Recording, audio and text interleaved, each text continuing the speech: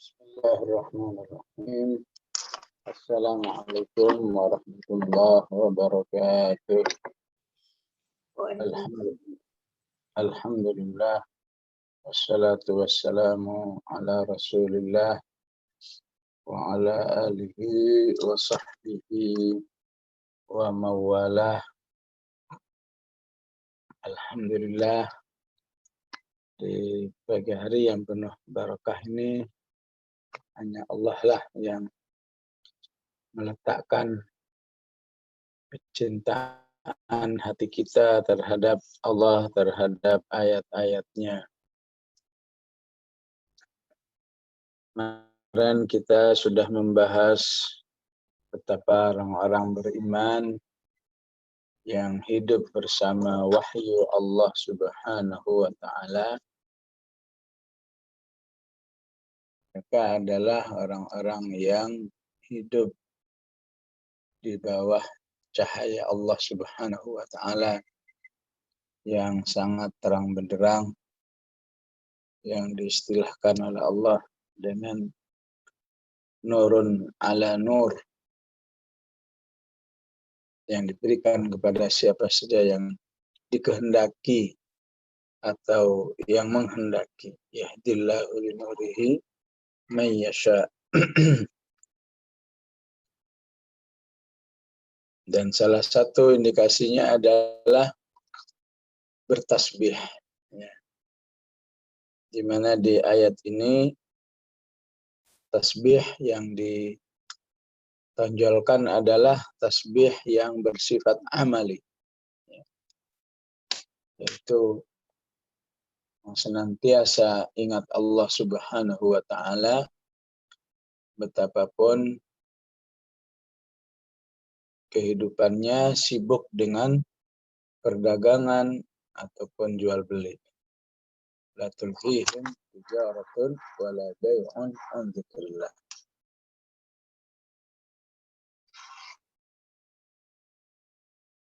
Alangkah ruginya mereka yang tidak memiliki suatu kesibukan yang padat, namun kenyataannya mengalami tulhihim, ya.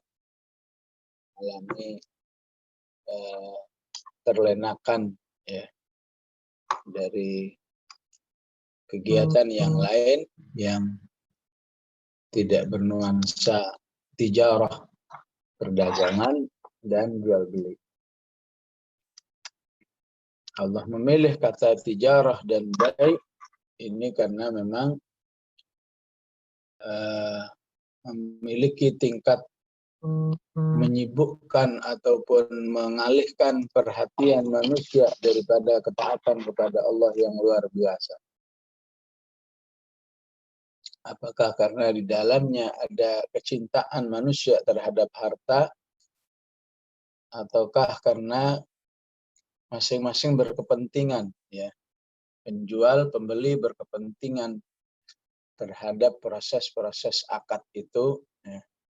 Sehingga bisa jadi manusia mengalami satu tantangan yang berat untuk menghentikan kegiatannya. Namun penghambaannya kepada Allah yang sangat tinggi, mereka merasa yakin bahwa mengutamakan Allah Subhanahu wa Ta'ala untuk tetap berzikir dan menegakkan sholat, menunaikan zakat, beriman kepada hari akhirat, itu lebih utama daripada kegiatan apapun yang sangat dinikmati oleh manusia, sehingga akan berlaku siapa yang mementingkan Allah Subhanahu wa Ta'ala, siapa yang mengutamakan Allah Subhanahu wa Ta'ala, Allah pun tidak akan mau kalah, dalam arti akan mementingkan manusia itu sendiri. Itulah nilai-nilai keimanan yang harus dirasakan di dalam proses pelaksanaan. Siapa yang mengutamakan Allah, maka Allah pun akan mengutamakan diri manusia itu. Ya. Jadi kalau di dunia saja manusia akan merasakan bagaimana Allah mengutamakan hamba-hambanya yang selalu mengutamakan Allah Azza wa Jal, apalagi nanti di akhirat. Oleh karena itu Allah katakan liyajziyahumullahu ahsana ma amilu wa yazidahum min fadlih wallahu yarzuqu man yasha'u bighairi hisab. Ya. Maka esensi daripada ayat ini harus mengingatkan kita kisah Nabi Yusuf alaihissalam yang dijelaskan di surat Yusuf.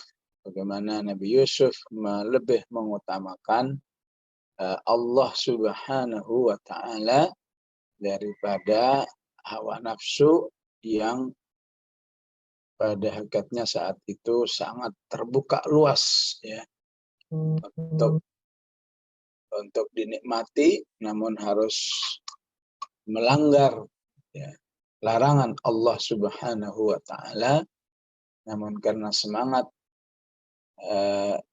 utamakan Allah daripada hawa nafsu, ya, daripada kemaksiatan, ya, maka terlihat sekali bagaimana Allah kemudian memberi penghargaan kepada Nabi Yusuf alaihissalam dengan berbagai macam nikmat. Ya.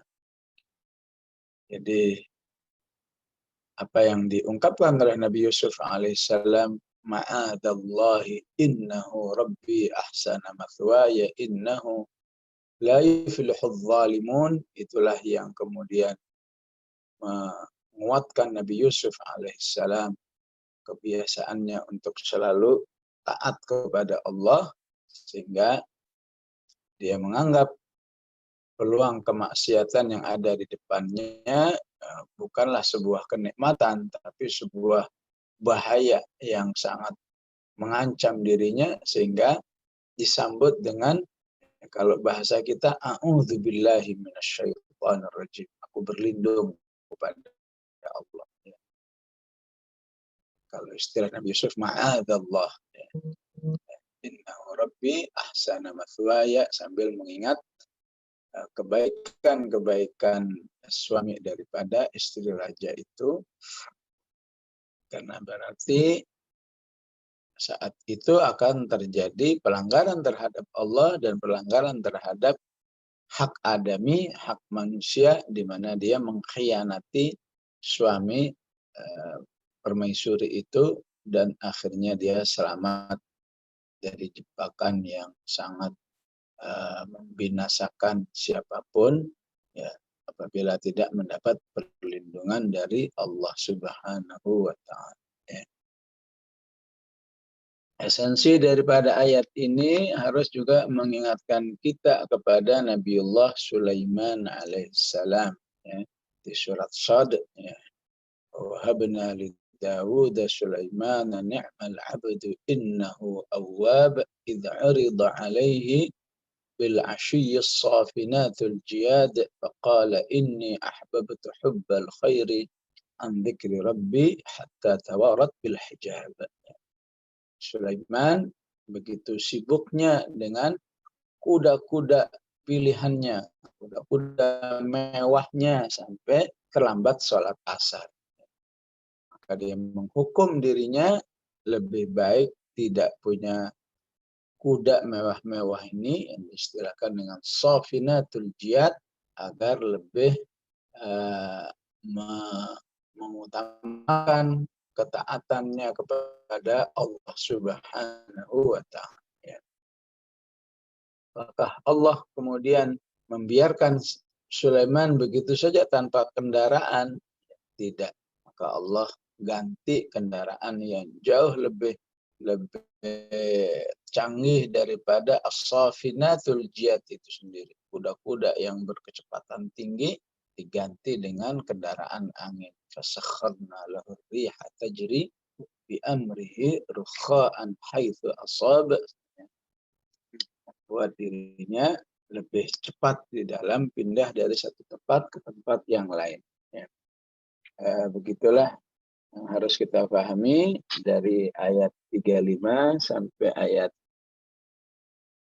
38 ini, ya, pentingnya mendahulukan Allah Subhanahu wa Ta'ala dari apa saja yang kita senangi, ya. Dahulukan Allah daripada apa yang disenangi oleh hawa nafsu kita. Niscaya di situ sejak di dunia Allah pun akan mengutamakan manusia dalam segala urusannya, terlebih nanti di akhirat, liyajziyahumullahu ahsana ma amilu wa yazidahum min fadlih. Maka lawan kata orang-orang yang tidak beriman kepada Allah Subhanahu wa Ta'ala adalah orang-orang yang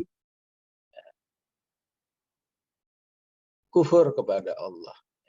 Kata orang yang beriman kepada Allah seperti di ayat 35 itu, ya, lawan katanya orang kufur kepada Allah.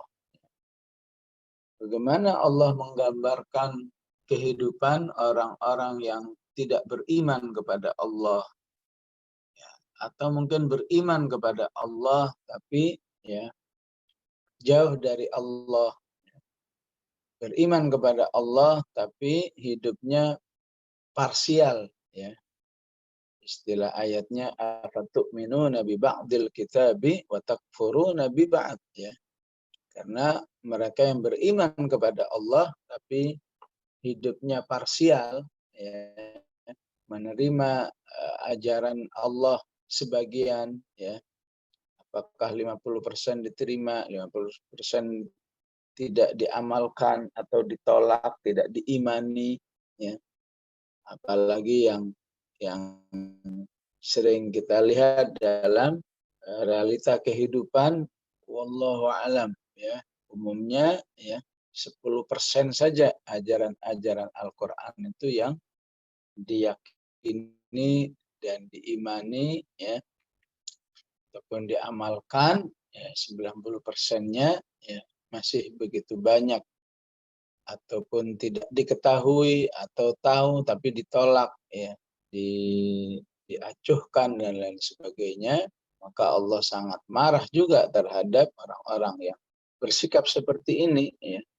Allah begitu marah. Allah sebut dengan afama jazaa'u man yaf'alu dzalika minkum illa khizyun fil hayatid dunya, ya. Orang-orang seperti ini yang imannya parsial, imannya setengah Islam diterima, setengah yang lain ditolak, ya, di dunia akan dihinakan oleh Allah, dan di akhirat dia harus menerima risiko hukuman dari Allah. Wa yaumal qiyamati yuradduna ila asyaddil adzab wa mallahu bighafilin amma ta'malun. Di surat An-Nisa juga Allah kecam orang-orang yang beriman secara parsial. Innalladzina yakfuruna billahi wa rusulih wa yuriduna ay yufarriqu bainallahi wa rusulih wa yaquluna nu'minu bi ba'din wa nakfuru bi ba'din wa yuriduna ay yattakhidhu baina dzalika sabila ulaika humul kafiruna haqqan. Jadi sudah beriman setengah-setengah, ya, masih dihukumi oleh Allah juga kafir juga. Ulaika humul kafiruna haqqan wa a'tadna lil kafirina adzaban muhina, ya. Ya, mungkin yang beda kalau kafirnya utuh, ya, berarti di neraka selama-lamanya. Kalau kafirnya nggak utuh, ya, nggak utuhnya, ya, tergantung juga, ya. Kalau nggak utuhnya sebetulnya cuma pura-pura, maka jatuhnya kepada kemunafikan. Ya, orang munafik, ya, juga tidak kalah besarnya hukuman yang akan diterima oleh orang-orang munafikin. Innal munafiqina fid darkil asfali minan nar, ya.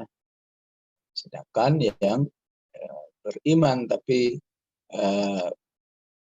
menolak sebagian ajaran Islam dan menerimanya, itu juga disebut di surat An-Nisa ini ulaika humul kafirun haqqa, walaupun tidak sampai akan membuat mereka kekal di dalam api neraka. Maka kalau kita lihat di ayat 39 ya, maka Allah ingin gambarkan bahwa kehidupan mereka adalah kehidupan yang sia-sia. Ya. Kehidupan yang sia-sia. Tapi aslinya kehidupan manusia ini ya adalah sebuah investasi ya. Satu tasbih subhanallah bihamdi tercatat ya. Satu huruf yang terbaca dari Al-Quran tercatat ya. 1 rupiah ya. Walaupun nggak ada ya infak 1 rupiah ya, paling nggak infak 500 atau 2.000 rupiah ya yang dikeluarkan ya itu aslinya tercatat dan nanti manusia akan menerima semuanya, liyuwaffiyahum ujurahum, akan menerima semua amal-amal. Tapi orang-orang yang dasar hidupnya adalah kekufuran ya, maka semua amal-amalnya itu menjadi sia-sia, ya tercatat. Karena berarti dia telah melakukan satu syarat yang tidak terpenuhi untuk menjadi manusia yang semua amal-amal baiknya tercatat. Maka manusia harus mengakui dulu ya uluhiyatullah ya, bahwa dia berbuat ini bukan alasan adat, bukan alasan perasaan, bukan alasan pantes-pantesan, ya, tapi utamanya adalah alasan karena ketaatannya kepada Allah, ya, karena melaksanakan perintah Allah, dan itu tidak dimiliki oleh orang yang belum beriman, belum bersyahadat, sehingga semua yang dilakukan menjadi sia-sia. Gambaran kesia-siaannya Allah gambarkan dengan walladzina kafaru a'maluhum kasarabin. Orang-orang kafir itu amal-amalnya bagaikan sarab. Sarab itu artinya apa? Fata morgana. Bayangan yang mirip-mirip air gitu ya. Ini biasa dilihat kalau kita melakukan perjalanan yang jauh dalam cuaca yang panas, ya, maka di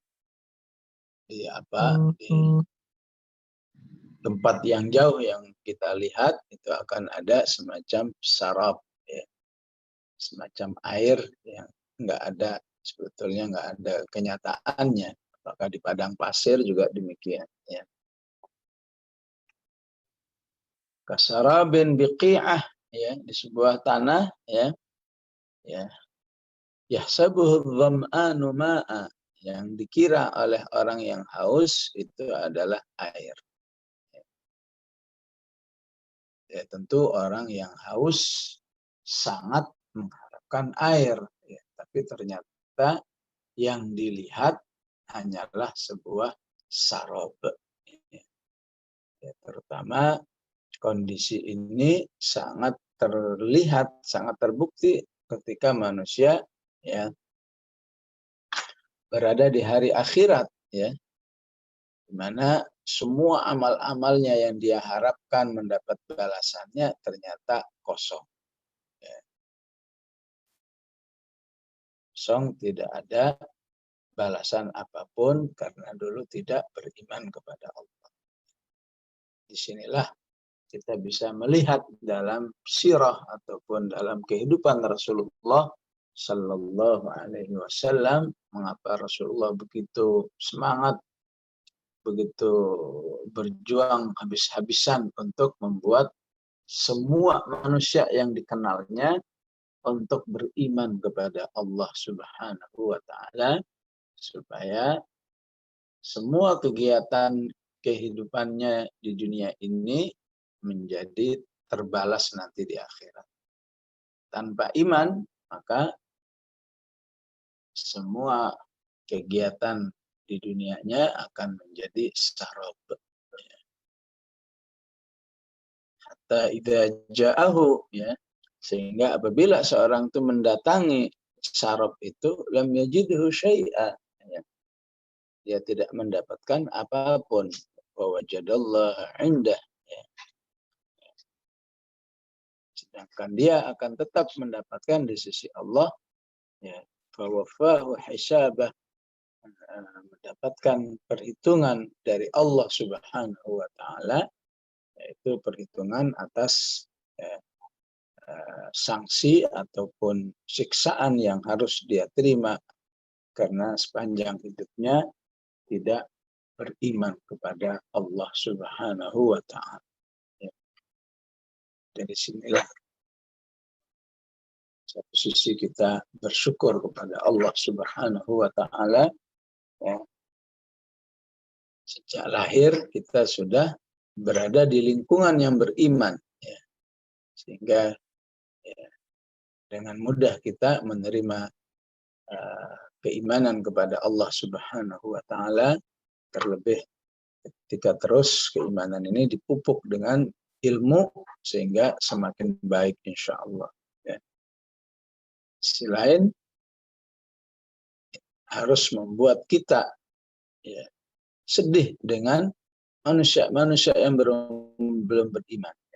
Dan kalau saja ini dirasakan oleh siapa saja, maka dia akan selalu berusaha untuk membuat umat manusia ini beriman kepada Allah Subhanahu wa Ta'ala, baik dengan aksi yang sifatnya langsung, ya, mengajak, ya, ataupun berdiskusi, ataupun berikan satu pendekatan agar orang lain juga beriman, agar tidak mengalami kondisi kesia-siaan kehidupan, ya. Tapi akhirnya tetap harus menerima risikonya. Wallahu sari'ul hisab. Ya. Allah itu maha cepat perhitungannya terhadap orang-orang yang kufur kepadanya. Ya. Ayat ini nanti diulang oleh Allah Subhanahu wa Ta'ala dengan makna yang sama ketika kita membaca surat Al-Furqan, ya. Baca ayat surat Al-Furqan ayat 23, ya. Wa qadimna ila ma amilu min amalin faja'alnahu haba'an mantsura. Orang-orang yang tidak beriman kepada Allah, ya, Allah akan jadikan amal-amalnya itu bagaikan debu yang berterbangan, ya. Tidak ada yang bisa dinikmati dari balasan-balasannya, ya. Dan perumpamaan yang kedua, au kadzulumatin, ya. Kehidupan orang tidak beriman ataupun beriman tapi tidak utuh imannya, bagaikan orang yang hidup di dalam kegelapan yang sangat pekat, ya. Ya. Karena kalau kegelapan yang masih remang-remang bisa disebut dengan zulmah, ya. Zulmah. Tapi kalau sudah dijamak zulumat, ya, itu kegelapan yang sudah sangat pekat, ya.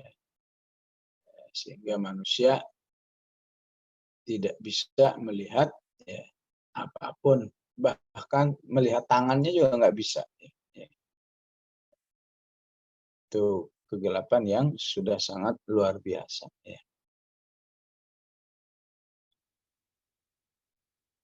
Jadi kehidupan orang-orang yang kafir ya, bagaikan kegelapan yang sangat pekat ya, yang terjadi di dalam laut yang dalam, fi bahrin lujjiyyin.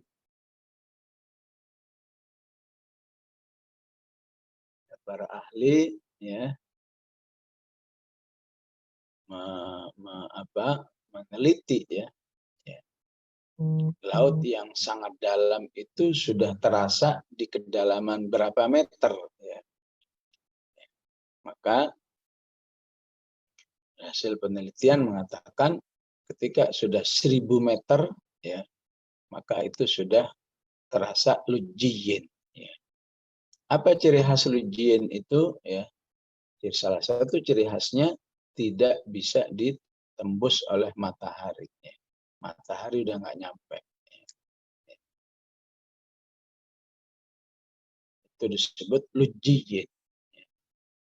Dan tidak sedikit orang-orang kafir yang membaca ayat ini kemudian beriman kepada Allah karena dari mana istilah mereka Muhammad, istilah kita Rasulullah Sallallahu Alaihi Wasallam tahu bahwa ya, laut yang lujjiyyin itu pasti di dalamnya adalah zulumat.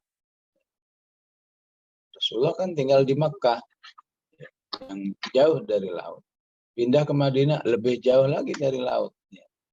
Tapi kok tahu ya bahwa ya, di dunia perlautan, ya dunia kelautan itu ada laut yang lujji. Ya. Kalau cuma laut sekedar 10 meter, 20 meter, ya, semua orang tahu. Tapi laut yang khusus disebut laut lujji, ini hanya ahli ilmu kelautan yang tahu. Ya.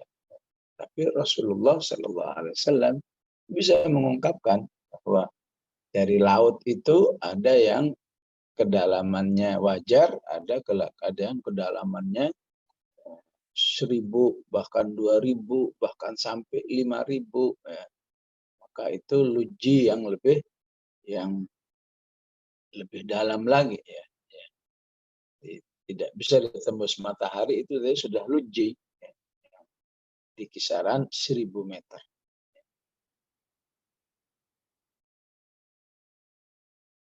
Yaghshahu maujun min fawqihi maujun. Ya.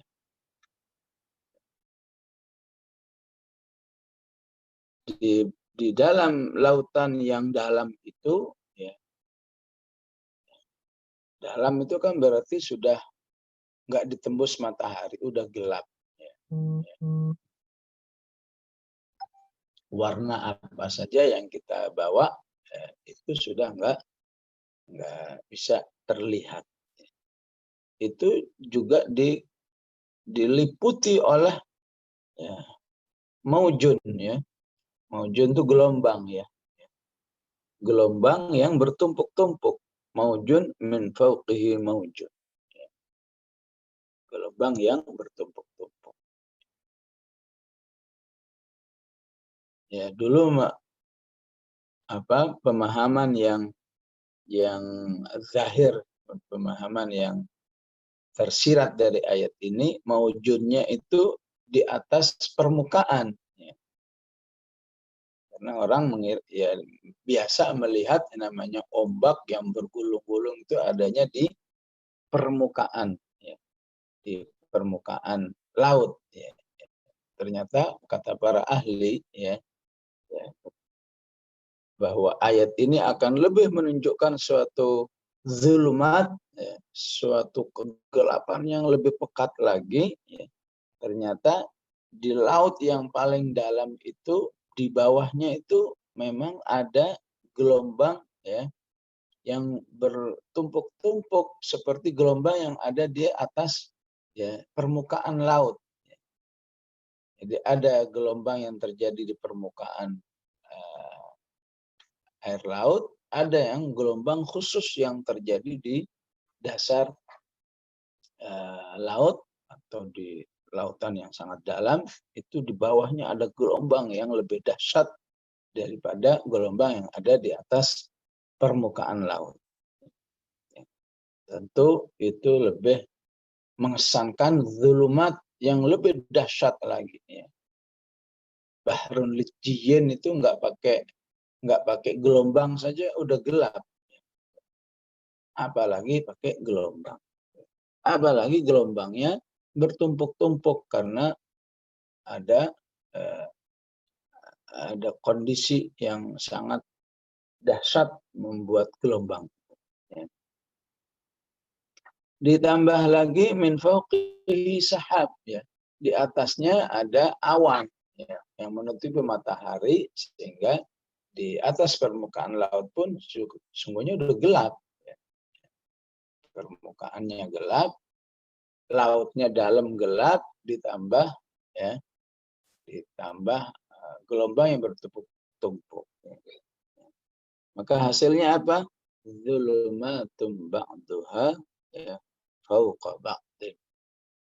Zulumatum ba'duha fauqa ba'din. Maka terjadilah kegelapan yang sebagiannya, ya, bagian kegelapan itu ya, menutupi kegelapan yang lain.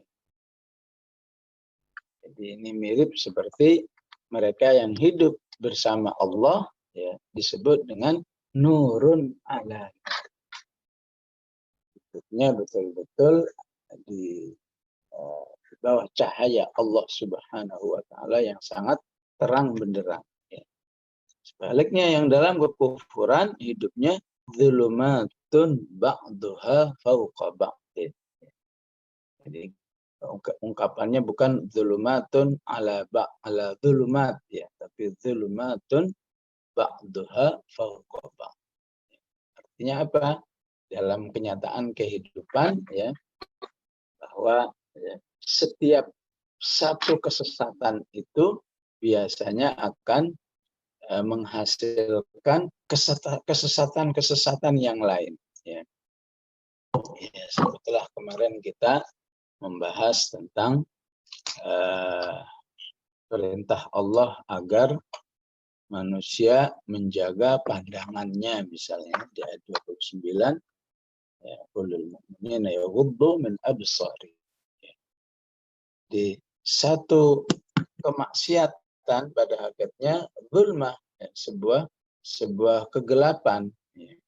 Tapi jika tidak segera bertaubat, ya, tidak segera kembali ke taatan, maka ya, pandangan yang tidak halal ini, ya, akan menimbulkan maksiat yang lain. Ya. Ya, dikatakan oleh para ulama, dari pandangan kemudian orang ingin mengadakan pertemuan. Ya. Dari pertemuan itulah, ya, kemaksiatan yang lebih besar daripada pandangan. Dari pertemuan nambah lagi ke ke khalwah, istilahnya berduaan misalnya, ya, lebih bahaya lagi. Dari berduaan jika tidak bertobat terjadilah perzinahan. Naudzubillah. Nah, itu Allah istilahkan kegelapan itu dengan ba'duha fauqa ba'din.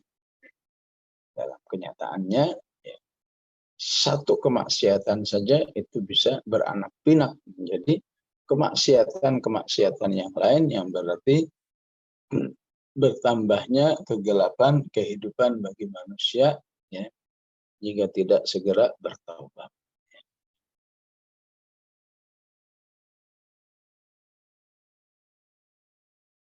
Begitu gelapnya kehidupan dasar laut itu, idza akhraja yadahu lam yakad yaraha.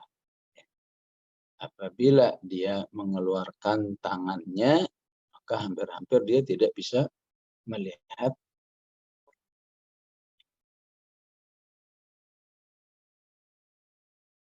Tidak bisa melihat tangannya sendiri. Ya. Artinya apa? Ya. Artinya ketika manusia jauh dari hidayah Allah Subhanahu wa taala, hidup dalam kegelapan, maka yang terjadi ya, betapapun ya, hidayah itu sudah ada di depannya, ya. Hidayah itu mudah dijangkau, ya. Bahkan hidayah itu aktif mendekati dirinya, ya. Maka jika manusia itu tidak berusaha untuk menerima hidayah itu, ya, maka gambarannya seperti orang ingin melihat tangannya sendiri dalam kegelapan yang sangat pekat seperti gelapnya bahrun lujji, ya, maka hidayah itu tidak bisa didapatkan. Teruslah manusia itu di dalam kekufurannya. Sallallahu lana wa lakumul afiyah. Kita berlindung kepada Allah jangan sampai mengalami seperti ini. Ya. Susah mengakses hidayah, padahal hidayah itu sangat dekat dengan dirinya. Ya. Istilahnya tinggal klik udah keluar, ya, sarana mencapai hidayah. Tinggal duduk, udah bisa mendapat hidayah. Tapi kalau hidayah itu menjauh, ya semuanya itu menjadi tidak bisa mewarnai diri manusia. Ya. Karena itu Allah katakan, وَمَنْ لَمْ يَجْعَلِ اللَّهُ لَهُ نُورًا فَمَا لَهُ مِنْ نُورٍ. Barang siapa yang tidak dijadikan oleh Allah cahaya untuknya, maka dia tidak bisa mendapat cahaya. Ini mirip seperti ayat may yahdillahu fahuwal muhtad. Ya, siapa yang dapat hidayah dari Allah, dialah yang akan terhidayahi. May yudlilillahu fama lahu min had. Siapa yang disesatkan oleh Allah, ya, itu karena manusia itu sendiri yang memilih kesesatan. Fama lahu min had, maka tidak ada manusia manapun yang bisa memberi hidayah. Disinilah Allah mengingatkan kepada kita pentingnya minta tolong kepada Allah. Iyyaka na'budu wa iyyaka nasta'in. Saya tunduk setunduk-tunduknya kepadamu ya Allah agar saya bisa minta tolong. Ya. Minta tolong apa? Ihdinas siratal mustaqim. Tolong tunjukkan kami kepada jalan yang benar. Ya. Karena manusia manapun mustahil bisa menunjukkan ke jalan yang benar. Ya. Istilah ayat ini, "Man lam yaj'alillahu lahu nuran fama lahu min nur." Jalan hidayah itulah jalan cahaya. Ya. Dan tidak mungkin jalan cahaya itu diambil dari selain Allah Subhanahu wa ta'ala. Ya. Dalam kondisi manusia tidak mendapat cahaya dari Allah, yang terjadi apa? Ya. Yang terjadi manusia merasa yakin dengan pilihannya, betapapun itu ya pilihan yang tadi ya. Faman lam yaj'alillahu lahu nuran fama lahu min nur. Betapapun itu pilihan yang di sisi Allah tidak benar, di sisi Allah itu batil ya. Tapi anehnya manusia ya merasa yakin ya. Yang Yahudi yakin dengan keyahudiannya, yang Nasara yakin dengan kenasarannya, yang Majusi yakin dengan kemajusiannya. Begitu juga yang dengan casing-casing Islam ya, Islam tapi tidak mengakui Rasulullah sebagai nabi terakhir ya. Islam tapi mengecam para sahabat ya, mengecam Ibunda Aisyah radhiyallahu anha dan seterusnya ya. Itu juga yakin juga ya. Maka Allah ingatkan bahwa di balik keyakinan manusia terhadap pemikiran-pemikiran atau akidah-akidah yang dia pertahankan di dunia itu, nanti oleh Allah akan dibuktikan siapa yang benar. Maka yang salah-salah itu akan dipisahkan dari mereka yang benar. Ya. Karena itu Allah sebut hari kiamat itu hari pembuktian. Pembuktian siapa yang benar, siapa yang salah. Ya. Istilahnya inna yaumal fasli kana miqata. Hari kiamat itu hari pemisahan siapa yang berada dalam kebenaran dan kesesatan. Ya. Kalau yang agak panjang ayatnya inna rabbaka huwa yafsilu bainahum yaumal qiyamati fima kanu fihi yakhtalifun. Hari kiamat itu hari Allah akan membuktikan dengan memisahkan yang saat ini manusia berbeda-beda pilihannya ya. Ini memilih dengan yakin ya keimanan dengan Al-Qur'an yang benar seperti apa. Yang ini ya dengan caranya, yang B, yang C dengan caranya. Itu semua nanti dibuktikan ya.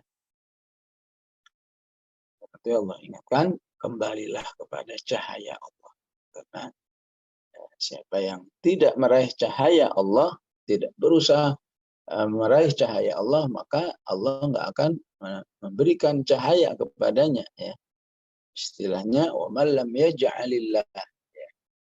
Pertanyaannya, mengapa ada orang yang يَجْعَلُ اللَّهُ لَهُ نُورًا? Ya. Ada orang yang tidak diberikan cahaya oleh Allah, ada orang yang diberikan. Nah, ini tergantung usaha manusia itu sendiri. Ketika dia merasa cahaya selain Allah yang benar, dia merasa lebih butuh dengan cahaya selain Allah, Allah maka tidak akan menunjukkan cahayanya. Berlakulah prinsip ini, وَمَنْ لَمْ يَجْعَلِ اللَّهُ لَهُ نُورًا. Karena mereka yang berusaha terus meraih cahaya Allah, ya. Apalagi ya, Rasulullah dalam hal ini sampai mengajarkan doa khusus ya. Doa khusus, ya Allah jadikan diriku cahaya, Allah menja'alni nuran ya. Jadi manusia yang selalu cahaya ya. Jadikan cahaya itu ada di jasadku, jadikan cahaya itu ada di mataku, jadikan cahaya itu di telingaku, jadikan cahaya itu di darahku, di dagingku, di tulangku ya. Semua bagian badan ini ya, Rasulullah SAW mengajarkan kita agar ya, berdoa agar disinari oleh cahaya Allah ya. Sehingga semuanya menjadi mudah menerima tuntunan-tuntunan Allah ya. Kenapa? Karena tercahayai oleh cahaya Allah. Punya mata tercahaya oleh Allah, maka insya Allah matanya lebih mudah untuk taat kepada Allah.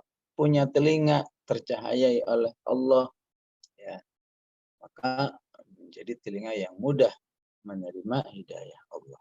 Punya mulut tercahayai oleh cahaya Allah, maka mudah mengucapkan hal-hal yang diridai oleh Allah Subhanahu wa Ta'ala.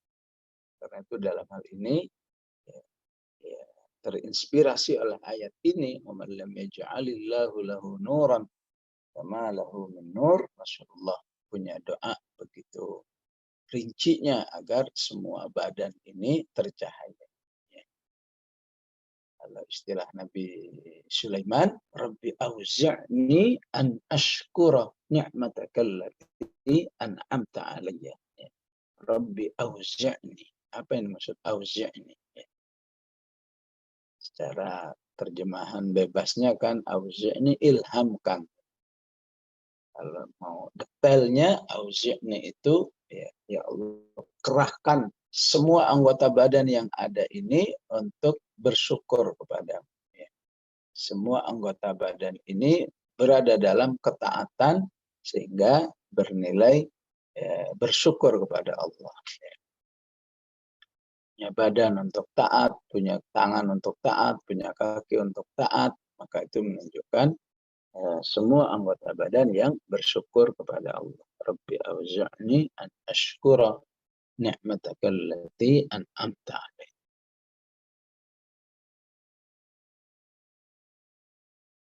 Maka Allah Subhanahu wa Ta'ala di ayat selanjutnya di ayat 41 atau di ayat 41 mengajak manusia yang belum bersyukur kepada Allah untuk melihat alam semesta yang ada ini. Bahwa seluruh apa yang ada di alam semesta ini ya, pada hakikatnya bersyukur kepada Allah Subhanahu wa Ta'ala. Ya. Dengan apa? Dengan bertasbih. Ya.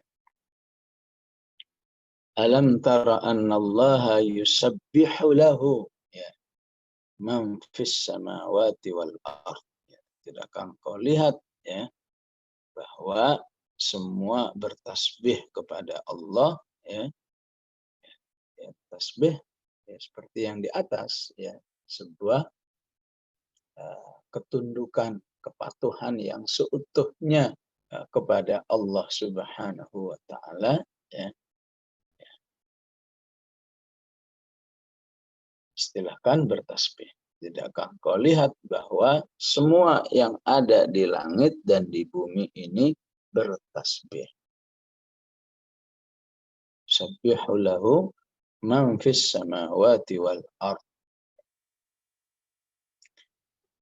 Dari semua makhluk yang ada di langit dan di bumi yang bertasbih ini ya, maka Allah Subhanahu wa Ta'ala memberi atau menyebutkan ya, salah satu makhluknya yang khusus dari semua yang bertasbih itu ya, ibaratnya utamanya adalah burung ya, wat-thayru ya, wat-thayru shaffat, dan burung yang sedang terbang, thayru shaffat. Kullun qad alima salatahu wa tasbih. Semua makhluk-makhluk Allah itu sudah tahu ya bagaimana mereka beribadah ya dan bagaimana mereka bertasbih. Kullun qad alima salatahu wa tasbih. Salat dan tasbih yang dilakukan oleh manusia dengan caranya tersendiri. Salat dan tasbih yang dilakukan oleh burung dan seluruh makhluk yang ada di alam semesta juga dengan caranya sendiri. Kullun qad alima salatahu wa tasbihah wallahu alimun bima. Kita lihat fenomena burung dikhususkan oleh Allah agar menjadi perhatian ini ya, ya banyak berulang ya. Khusus antum yang suka baca, ibu yang suka baca surat Al-Mulk pasti akan menemukan ayat ya, mengingatkan kita tentang burung. Alam yarau ila tayri fawqahum saffati wa yaqbidn ya. Ma yumsikuhunna illa ar-Rahman wa bikulli syai'in basir. Yang membaca surat apa lagi? Surat An-Nahl ya. Kan bertemu dengan ayat agar memperhatikan burung. Lam yarau ila tayri musakhkharatin fi jawis sama' ma yumsikuhunna illa Allah. Inna fi dzalika laayatin liqaumin yu'minun. Siapa yang membaca surat Al-Fil, situ ada burung. Wa arsala alaihim tayran ababil. Ya. Siapa yang membaca surat An-Naml, ya, di situ juga ada burung. Wa tafaqqada tayra qala ma liya la aral hudhuda am kana minal ghaibin. Ya. Siapa yang baca surat Al-Maidah, maka juga ada ayat tentang bagaimana burung mengajarkan kepada anak Adam ya yang telah berseteru Habil dan Qabil ya. Bagaimana burung itu mengajarkan bagaimana mengubur jasad yang telah mati. Fa ba'atsallahu ghuraban yabhathu fil ardi ya. Burungnya langsung disebut jenisnya yaitu burung gagak ya. Liyuriyahu kaifa yuwari sawata akhi. Ya tentu apa yang dipilihkan oleh Allah ya, itulah yang juga harus menjadi perhatian kita. Apa Allah lebih memilih burung daripada yang lain ya, maka terimalah ini sebagai bocoran dari Allah. Semua makhluk yang ada ya maka Allah ingin utamakan agar manusia itu memperhatikan burung. Ya, adapun hikmah lebih khusus ya tentu manusia bisa ya, mengkaji lebih khusus ya. Ya. Apakah yang ada di dalam kehidupan burung ya, wabil khusus burung gagak seperti yang disebut di surat Al-Maidah, fab'atsallahu ghuraban yabhathu fil ardi liyuriyahu kaifa yuwari sawata akhih ya. Kehidupan burung itu ya, khususnya burung gagak itu memang ada sistem kehidupan yang agak teratur ya, supaya semua misalnya taat pada peraturan, yang nggak taat pada peraturan maka harus menerima sanksi ya dari sistem kehidupan yang dibangun oleh burung gagak itu, yang tentu semuanya adalah ilham dari Allah Subhanahu wa Ta'ala. Sebagian yang lain melihat ya, karena keberadaan burung itu yang sofat ya. Sofat itu artinya kan lagi terbang. Dan burung itu masa terbangnya lebih banyak daripada masa diemnya. Ya. Umumnya burung ya, kecuali burung yang nggak bisa terbang ya. Apa burung onta apa ya. Makanya Allah istilahkan waktu terbangnya dengan istilah sofat ya. Saat terbang istilahnya sofat. Sofat itu ya dalam bahasa Arab disebut dengan isim fa'il ya, menunjukkan kegiatan terbangnya jauh lebih banyak daripada diemnya. Maka diemnya diungkapkan dengan fi'il mudhari' wa yaqbidna ya. Lam yarau ila tayri fawqahum safatin wa yaqbidna.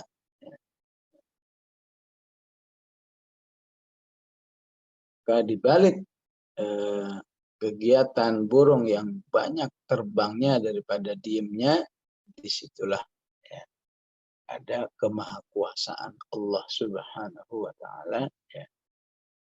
Betapa Allah jadikan burung yang mudah dilihat oleh manusia itu begitu mudahnya terbangnya ya, terutama bagi sebagian burung yang terbangnya bisa menempuh ya ribuan kilometer ya.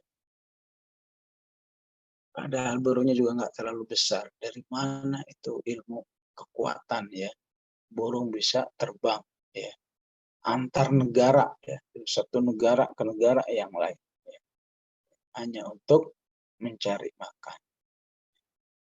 Cara terbangnya pun juga dengan jelas menunjukkan ada kemahakuasaan Allah Subhanahu wa Ta'ala. Burung itu kalau terbang ya nggak ngasal ya. Kalau terbang dalam jarak jauh itu nggak ngasal ya. Para ahli mengatakan terbangnya selalu berformasi dalam bentuk V ya. Terbangnya dalam V begini ya. Nggak ada terbang asal-asalan. Ya. Ternyata dalam bentuk V itu cara agar burung-burung itu bisa memiliki kekuatan. Ya. Dengan bentuk V itu mereka yang ada di barisan di kedua, ketiga, keempat dan seterusnya itu akan lebih mudah terbangnya dibanding yang pertama. Ya. Karena yang pertama itu harus ya membebaskan dari halangan udara ya. Jadi udaranya dibuka sehingga yang kedua, yang ketiga itu lebih ringan di dalam terbang. Bagaimana dengan yang paling di depan? Capek dong. Ya. Maka mereka pun bisa bergantian. Nanti yang depan, ya yang paling depan bisa berada di belakang, kemudian maju yang ke depan. Terus begitu bergantian. Ya. Sehingga sampai ke tujuan. Ya. bagaimana ya ilmu mereka tahu harus menuju kemana, bagaimana cara terbang dalam waktu yang lama dan seterusnya. Ya. Itu kalau bukan Allah yang mengajari mereka, dari mana mereka tahu. Ya. Setelah salah satunya mengapa Allah banyak menjelaskan ya, perang-perang burung di dalam Al-Quran ya, agar menjadi pelajaran secara khusus ya, bahwa mereka adalah makhluk-makhluk yang senantiasa bertasbih kepada Allah Subhanahu wa taala. Ya. Wallahu alimun bima yaf'alun. Ya, Allah Maha mengetahui terhadap apa yang dilakukan oleh manusia ya. Ya. Responnya apa kalau melihat burung? Responnya apa kalau melihat makhluk-makhluk Allah yang semuanya itu bertasbih ya? Maka sudah seharusnya manusianya berusaha untuk ikut tasbih. Dan tasbih bagi manusia itu adalah lebih luas ya. Apakah tasbih berakidah secara benar, bertasbih secara bertasbih dengan ucapannya, bertasbih dengan perbuatan-perbuatannya ya. Sehingga dari situlah manusia akan lebih dimuliakan oleh Allah Subhanahu wa taala dari semua makhluk-makhluk yang sudah bertasbih. Ya. Dan sebaliknya, jika manusia tidak mau bertasbih, ya, maka dia menjadi makhluk yang terhina dan makhluk yang terpisah dari gugusan semua makhluk yang ada. Ya. Menjadi makhluk yang minoritas dari sekian banyak makhluk yang lain yang bertasbih. Yang lain bertasbih, dirinya nggak bertasbih. Ya. Walaupun pada akhirnya Allah tutup dengan walillahi mulkus kerajaan langit dan bumi itu milik Allah. Artinya apa?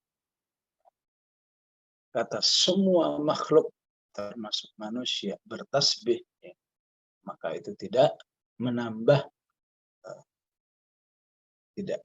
kerajaan Allah. Karena sudah milik Allah lah kerajaan yang di langit dan di bumi, ya, tidak menambah. Sebaliknya, jika semuanya tidak mau bertasbih juga tidak mengurangi Allah. Apa Allah ajak seperti itu? Sebetulnya karena Rahman Rahim. Manusianya yang terbahagiakan dengan tasbihnya, ya, maka sedangkan Allah sendiri tidak bertambah kekuasaannya, tidak berkurang karena sikap enggannya manusia atau menerimanya manusia. Wa ilallahil masir. Yang udah pasti semuanya akan kembali kepada Allah Subhanahu wa taala mempertanggungjawabkan amal-amal. Baik, jamaah rahimakumullah, inilah beberapa ayat yang memberi motivasi kepada kita agar melihat Al-Quran ini bukan sebuah semata-mata informasi, ya. Tapi jadikan Al-Quran ini sebagai tasbih manusia kepada Allah Subhanahu wa taala. Allahu a'lam wa sallallahu ala sayyidina Muhammad wa ala alihi wa sahbihi wa sallam. Alhamdulillahirabbil alamin.